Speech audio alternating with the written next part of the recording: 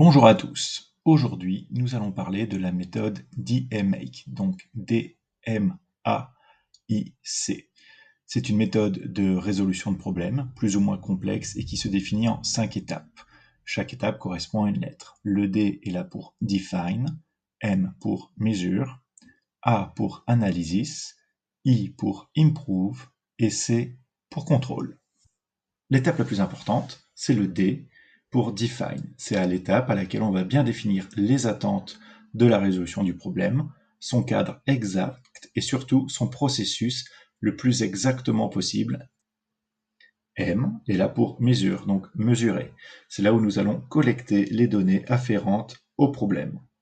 Le A pour Analyze, on va analyser les données collectées et c'est là où on aura besoin de bons statisticiens afin de savoir lesquelles données sont les plus pertinentes et seront les plus utiles à la résolution du problème et à la mise en place de solutions d'amélioration.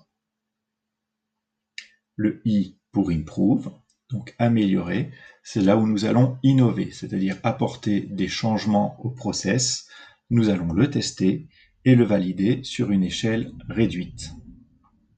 Et enfin, le contrôle, le C, c'est là où nous allons vérifier la méthode, la détailler, la documenter et l'appliquer à grande échelle afin de résoudre le problème initial défini dans le define.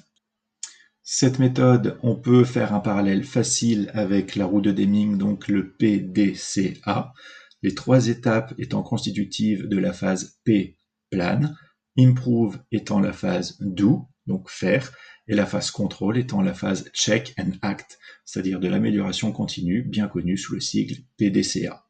Voilà ce que nous pouvions dire sur la théorie du DMAIC, et maintenant, nous allons voir un exemple.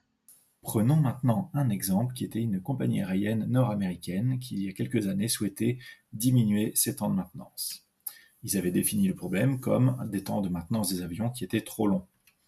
Ils ont pris donc le temps de mesurer et d'analyser les temps de chaque étape de la maintenance et de l'améliorer. Et ils ont réussi, à force de petites améliorations, de passer d'un temps initial de 10 jours à un temps final de 5 jours, ce qui représentait 50% d'amélioration. Ils ont appliqué cette méthode à grande échelle, et malgré tout cela, la résolution de problème a été un échec. Pourquoi ? Eh bien, en fait, tout simplement parce que le D avait été très mal défini. Le process complet de maintenance était effectivement le temps de maintenance de l'avion dans l'atelier, mais également le temps d'acheminement de l'avion. Et ce temps d'acheminement, étant donné que l'atelier de maintenance n'avait pas de piste accessible, nécessitait 30 jours chacun pour emmener l'avion et le ramener.